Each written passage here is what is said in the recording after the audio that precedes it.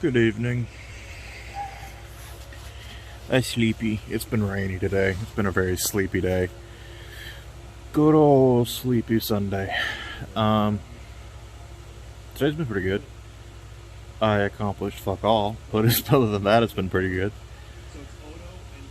I say that I made really good progress in Breath of Fire today.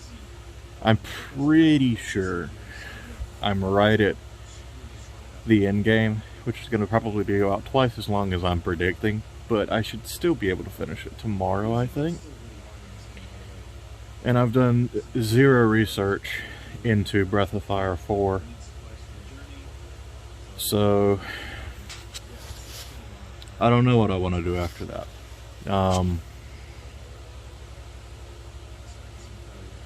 I guess it kind of just depends on the general consensus about 4, what system it's on, because I am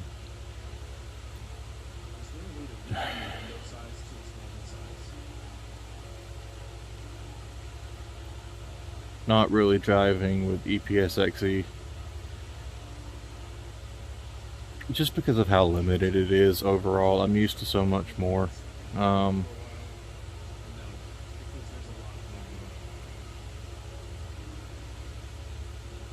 But then again, at the same time,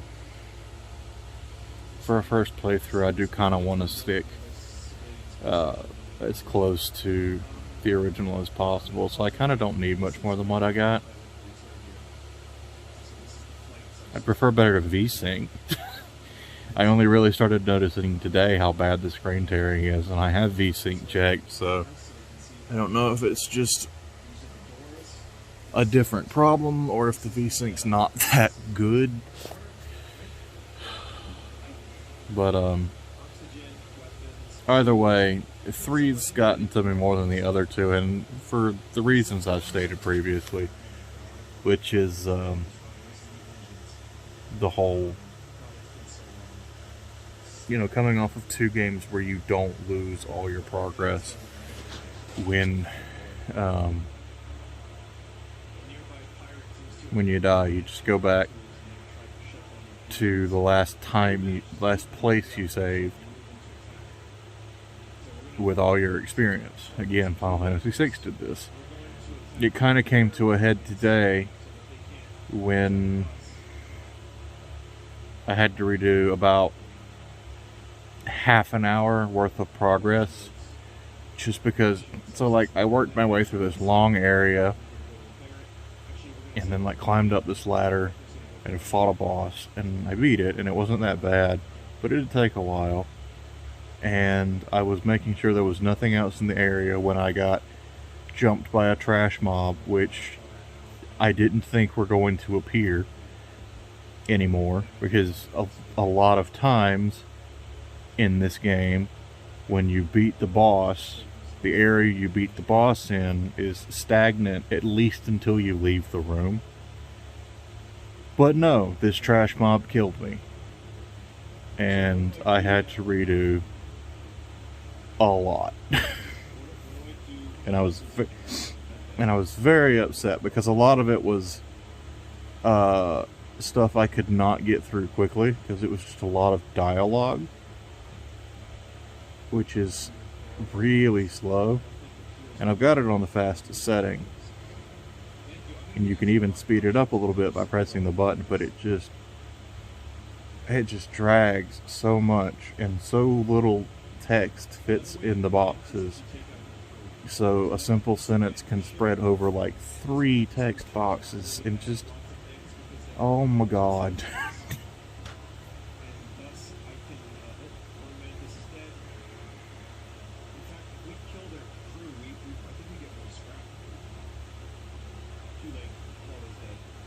It's a shame, because I want to say I want to like this game, but I do like it. I like it a lot, but there's a couple of these mini games, random ass mini games, that I'm just I genuinely would dread them so much that I might reconsider revisiting this game at some point. But I don't know. And it's like general consensus, at least among the first three games, is that 3 is either the best or the second best to 1. And that 2 is too grindy, which, yeah, I get that. I think what gets me about, it's like the first game, it was split among all party members. You had 8 party members, and whether they were in the party or not, they got experience. Great.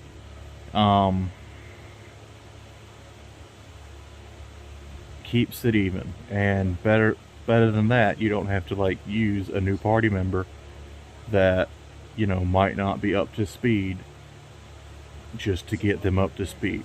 That's great, because if you're using them, they're probably going to get one shot by whatever trash mob you're trying to grind off of, and not get any experience anyway. Fine. And then the second game took that out, but it left in that if you get wiped, you keep your levels and experience. That makes it a little more easier. And then the third game just has neither, and the party is smaller. Yeah, you have less party members too, but like now you can only train 2 of the extraneous party members at a time, instead of at least 3. It's just. And while rare, enemies can vastly outnumber you. Like the biggest I've seen is 6, I think.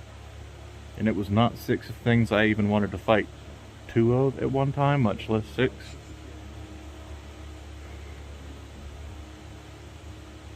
There's a lot to love here, but it feels like you gotta dig for it sometimes. And, that's that's fine to an extent, because of I am doing my best to keep in mind that it came out on the PlayStation 1. Like, I think 94 it said. I don't know. I'd have to look. I had to pay closer attention to the title screen. Which, the amount of times I've seen, because I keep fucking dying, you'd think I'd have that memorized by now. But, there's, like I keep saying, there's a lot of little things to like. And hopefully,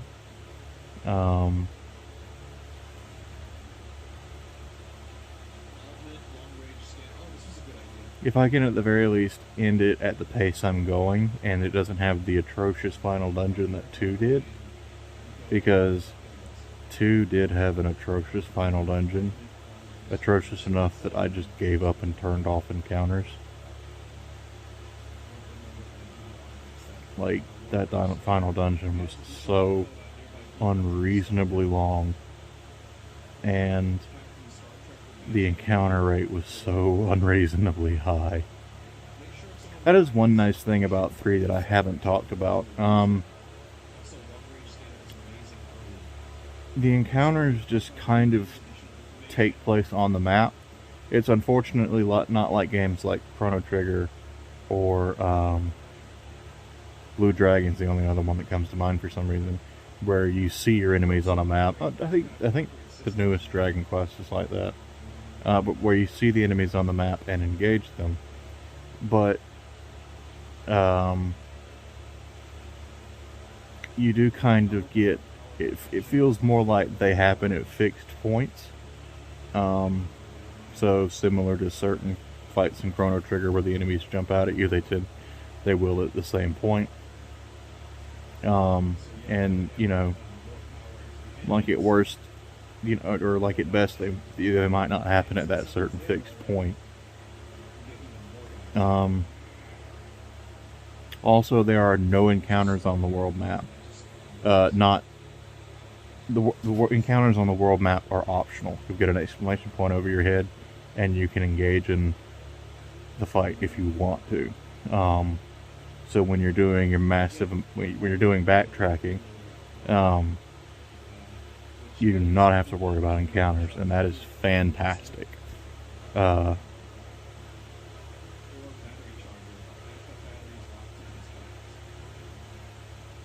And the overworld map looks really nice. I do. That's another thing I'll put in Breath of Fire's corner.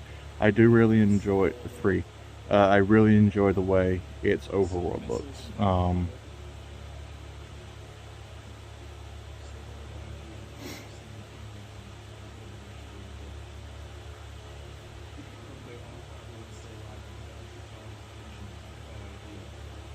still just sleepy, which is ridiculous because I slept till noon today. But then again, I feel like I didn't sleep great. I kept waking up like once every other hour or so, and I don't know, it was odd. I just didn't feel like I was resting past a certain point, more that I was just sleeping. And problem with that is when I'm just sleeping and not resting, it almost just makes me more tired. But I think part of it was because I forgot to loop. I forgot to double check that my night noise was gonna loop, and so it cut out at some point.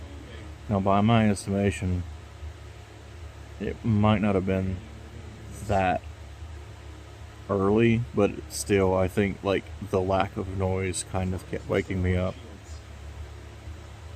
As odd as that sounds, I really like noise when I sleep, to the point where, like, let's say there's a freak storm and the power cuts out in the middle of the night and my floor fan stops, that will wake me up from dead asleep.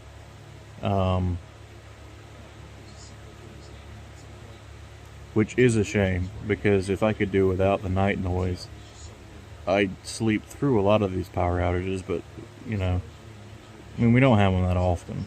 It's not like they're happening twice a month or anything. Like, we're like maybe once a year during a really bad storm.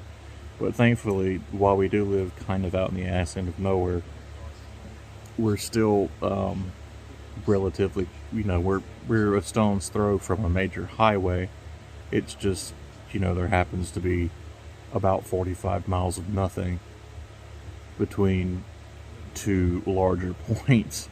But they keep the high, you know, the electric company keeps the limbs around the highway trimmed really well. So, like, on the off chance we do go out of power, it's probably something that's a fairly big deal, and so we'll be back on really quick. Um, or it's such a major problem that it will take a long while to get back. Um,